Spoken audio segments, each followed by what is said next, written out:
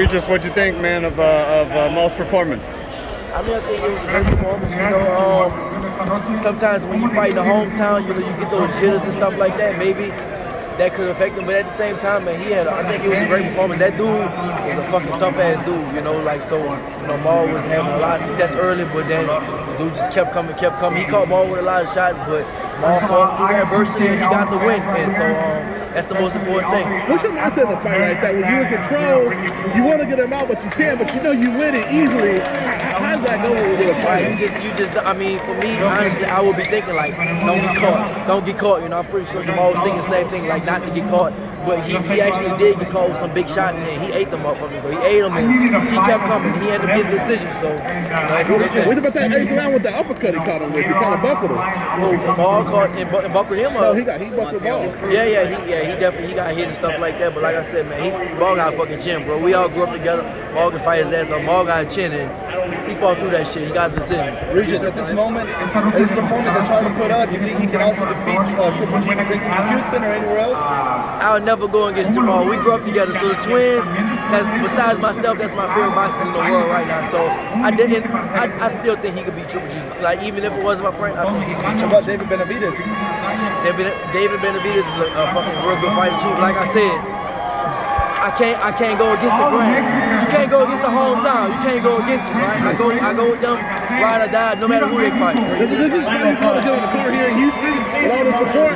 Wait, what? This is why you want to get on the car here in Houston and headline the car here with all the support. I get on one. I know you got Coach Theron's here and over there. Yeah, I'm back and forth. You know, my hometown always, I represent New Orleans to the fullest, you know what I'm saying? So this is like my adopted hometown. I've been here since Hurricane Katrina, but you know, when they say hometown, I go to New Orleans.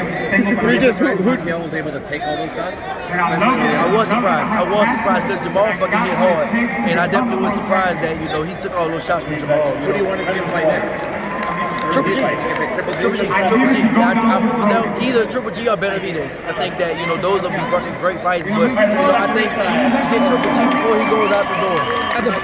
As a purist of the sport, do you think Benavidez is the one that got that style to beat Canelo? Because he has that type of style and that he got that youth on his side. Maybe. It's hard to go against Canelo, bro. I always say, for me, Canelo like a creative player. I can't go against Canelo unless he fights Jermall. That's it. But Canelo, you know, Canelo like pound for pound, bro. So it's hard to go against Canelo. You know what I'm saying? What's up next for you, man? From here to Houston, Texas, could very possibly be doable. What are your thoughts on that? I think that should be the next stop. Get a Golovkin, which is a like opponent for Canelo, and you know, see what he can do and fare with Triple G. I think that should be the fight to make next. You know, one of his closest friends is out here tonight, Errol Spence Jr., another fellow southpaw. He's here. He's going to be fighting, obviously, Manny Pacquiao, one of the biggest fights. Everybody's going to be tuning in. Everybody's also talking about the Wilder versus Fury, July 24th. How would you assess the landscape of boxing right now, man? I mean, you know, post-COVID, there's a lot of big fights being made. What's your assessment on that? It's popping. Post-COVID, you know, they really hit the ground running. I hope they keep that momentum going. Because, you know, when the heavyweights are doing good, all the boxers doing good. So, you know, I hope we just keep that momentum. Don't let it go stagnant after a year or two. Because, you know, we are trying to compete with UFC and whatnot. It's different lanes, but it's still the same combat sports. Manny Pacquiao's been the only champion in the history of boxing to be champion in 4 different decades. You know, what do you think he has to do in order to beat Errol the True Spence Jr.? I mean, these guys, Manny got to do what Manny does. He's staying in the pocket too long, and he could be very successful. Any last shout outs you want to give to any of your fight fans? Anybody that's back on the watch the champ? Shout out to Las Cruces, New Mexico. Already. Follow me on Twitter, Instagram, and Facebook at No Doubt Trout. The boy Jimmy Blue, Mr. All Access Elite Boxing, signing off with Austin Trout. Austin, I got here a little late. What'd you think about Maul's performance, man? Hey man, I thought it was good. It was an awkward fight. Montiel came out, you know, he was moving. I don't know if anybody expected that. I didn't feel like he was going to do that. He was moving, and, you know, he started kind of walking towards him. He was pairing off shots and throwing shots from weird angles off of the block. And with all that done, Maul was able to, you know, still punch his way to a win. Again, you know, with the determination, he willed that win. With obviously Maul's a power puncher. But I feel like power kind of comes off when you're hitting someone taller than you, right? Because you have to kind of reach up a little bit. Do you feel like maybe that was part of? A little bit. I felt he was leaning too much into the shots instead of being on top of his feet.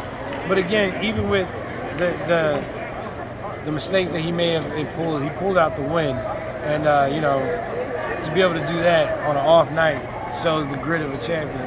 Who would you like Maul to fight next? Or what's the fight at middleweight for you? I think Triple G should be the next fight. I think that would be a perfect segue to get to Canelo, you know.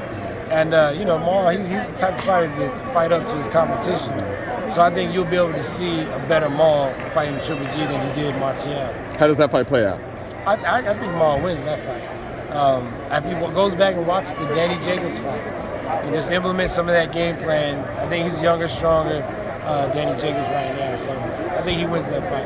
And Triple G is not the same Triple G he was when he fought Triple G. Thanks, Austin. Austin, let's be